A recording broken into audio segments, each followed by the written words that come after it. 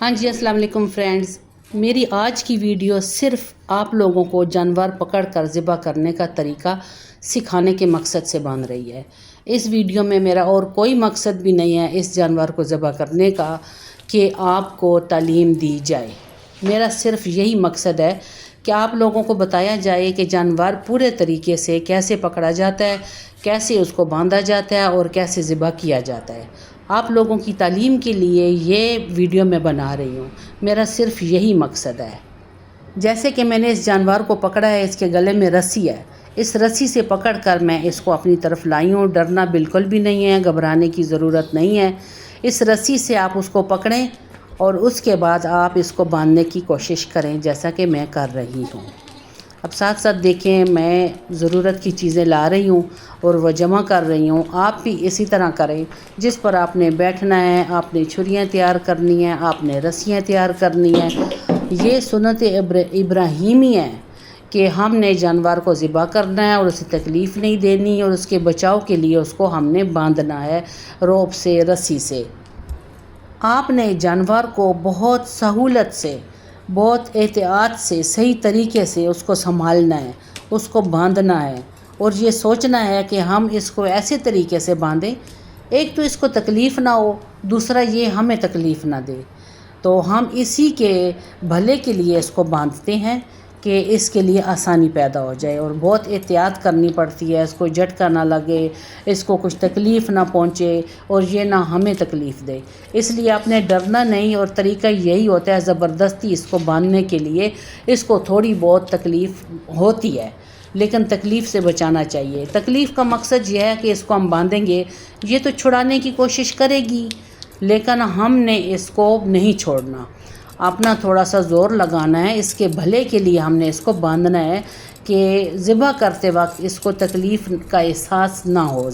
ہم اس کے بھلے کے لیے اس کو باندھیں گے. اگر دو بندے ہوں تو وہ اسے پکڑ کر کھڑا کر کے باندھنے سے لٹا کر بھی باندھ سکتے ہیں. ٹھیک ہے، میں تو اس لیے اس کو کھڑا کر کے باندھ رہی ہوں، میں اکیلی ہوں. اب اگلی ٹانگیں اس کی بندھ گئی ہیں تو اب پچھلی ٹانگوں کے لیے اس کو لٹانا ضروری ہے زمین پر. اب یہ کوشش کرے گا کیونکہ یہ جاندار ہے، اس نے کوشش کرنی ہے اپنے آپ کو چھڑانے کی. آپ نے اپنے بازوؤں کی قوت دکھانی ہے جو اللہ تعالیٰ نے آپ کو دی ہے، اور اپنے آپ کو بھی بچانا ہے اور جانور کو بھی بچانا ہے. اگر اس کو آپ نے ڈھیلا چھوڑا تو ٹائم لگ جائے گا اس کے باندھنے میں، ذبح کرنے میں، تو اس سے زیادہ تکلیف ہوگی. اس کا زیادہ ٹائم لگنا، اس کو زیادہ گھبراہٹ دینا ہے. اس لیے آپ نے اکیلے اگر کرنا ہے تو آسانی جس طرح آپ کو ہو آپ اس طرح اس کو باندھیں. اس طرح باندھ لیں. بس یہ خیال رہے کہ اس کو بھی چوٹ نہ لگے، نہ جھٹکا لگے اور نہ آپ کو چوٹ آئے. جانور کی گردن پر یا پیٹ پر زیادہ دباؤ نہ ڈالیں. ٹھیک ہے، اگر ضرورت نہیں ہے تو زیادہ دباؤ اس کے پیٹ پر بالکل بھی نہ جائے اور نہ گردن پر جائے.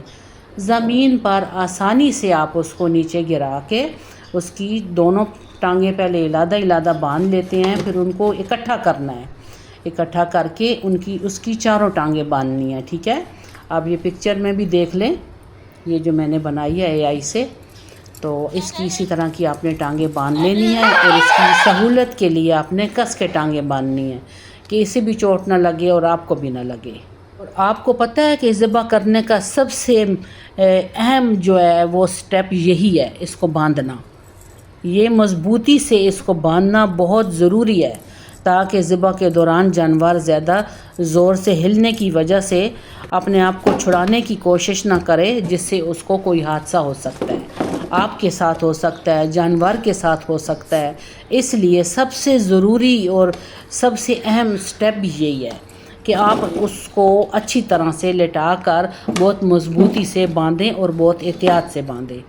اس کے بعد آپ دیکھ رہے ہیں کہ میں نے اس کی ٹانگوں پر کیسے پاؤں رکھا. اب ان چاروں ٹانگوں کو اکٹھا کر کے میں نے بہت پاور سے اس کے اوپر ایسے پاؤں رکھا. پاؤں میں زور تو نہیں ہوتا لیکن کوشش یہ میں نے کرنی ہے کہ یہ ٹانگیں کم ہلائے.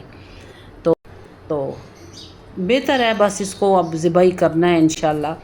تو اس کے منہ کو ایسے دبا کے آپ نے انگوٹھا نیچے رکھ کے ایسے یا اوپر سے یا نیچے سے بس پکڑ کے اس کی زبان کو ایسے اندر روک کے مضبوطی سے پکڑ لیں. اور گردن پہ تھوڑا سا ہاتھ پھیریں، یہ نرم جگہ ہے۔ بسم اللہ الرحمن الرحیم، اللہ اکبر اللہ اکبر اللہ اکبر پڑھیں اور اللہ تعالیٰ کا نام لیں اور اس کو یہیں تک چیریں بس۔ یہ اس کی 4 وینز ہیں، ان کو صرف آپ نے کاٹنا ہے۔ یہ جو 3-4 وینز ہوتی ہیں بس، یہ خون کی جو رگیں ہوتی ہیں آپ نے اس کو، اور خوراک کی نالی ہوتی ہے آپ نے اس کو کاٹنا ہے۔ وہ جو اوپر دماغ کی طرف بھی جا رہی ہیں رگیں بھی، اور خوراک کا پائپ بھی آپ نے اس کو کاٹنا ہے۔ اور آپ نے یہ کوشش کرنی ہے کہ ذبح کے وقت آپ نے ٹائم نہیں لگانا، اس کو سپیڈ سے اللہ تعالیٰ کا نام لیتے ہوئے آپ نے ذبح کر دینا ہے۔ تو اس سے زیادہ آپ نے اس کو تکلیف نہیں دینی، اور جب تک یہ ٹھنڈا نہ ہو جائے آپ نے اس کی گردن بالکل بھی نہیں اتارنی۔ یہ اچھی طرح اس